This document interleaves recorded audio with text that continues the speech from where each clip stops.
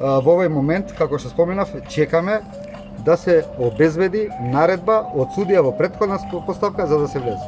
Јас 15 години имам работно искуство во Министерството за внатрешни работи и како претходно инспектор во единицата за насилен криминал сум вршил безброј претраси, но толку сили за вакво нешто никогаш не били употребени и секогаш имате начело во криминалистиката се вика на економичност, кое што лично според мене во овој случај е запоставено. И повторно Кој ги испраќа? Вие или? Не. Ви реков, ова е наредба од директорот.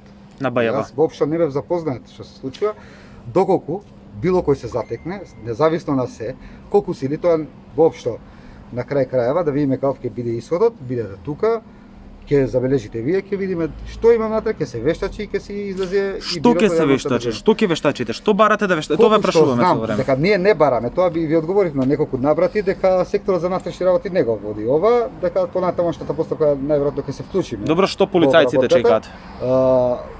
Се чека обезбедување на наредбата. По обезбедувањето на наредбата ќе се влезе. А што ќе колку што вештачите? знам, но DVR-ите, безбедносните камери и дали воопшто внатре како што се вели дека внатре има лица, да видиме дали има лица, ако така ќе влеземе ќе видиме дали има лица или нема лица.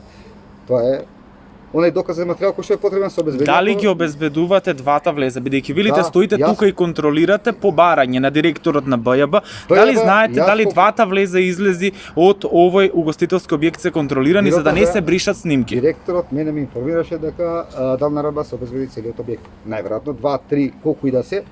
Јас, тоа знам, кога сум правил претреси, се обезбедуваат сите страни. И повторно како го коментирате тоа дека господинот Христијан Мицковски бил внатре во објектот? Да се докаже. Вие презумпција на невиност за све имате. Не можам јас да коментирам нешто кога не сум видел, кога сум слушнал од добрен глас.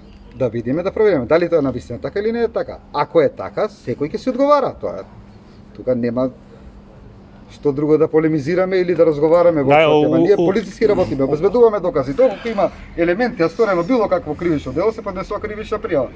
Доколку нема, се тоа е само гласини и спекулации кои се шират во јавноста. Ви Која кажа побара ли судската наредба со оглед на тоа што бидејќи станува збор за затворен објект, дали имате информации дека воопшто претходни информации дека воопшто безбедносните камери доколку ги има во објектот биле вклучени за време на посетата, бидејќи споменатото лице веќе потврди дека не е во овој објект, односно дури работеа угостителските објекти, туку дека бил на друго место. Може да се поконкретно прашувате? Дали имате информации дека во објектот Добро. има безбедносни камери и функционирале. функционирале, бидејќи воспротивно сето ова чекање би било залудно. Не сум повикан мене, прашате тој кој што побрал наредбата, прашате го него. Дали ви кажавте дека сте Тогава комуницирале добре. со мери инспекторката? Да. Дали таа ви кажа дека затекнале политичари кои излегуваат од зградава? Не.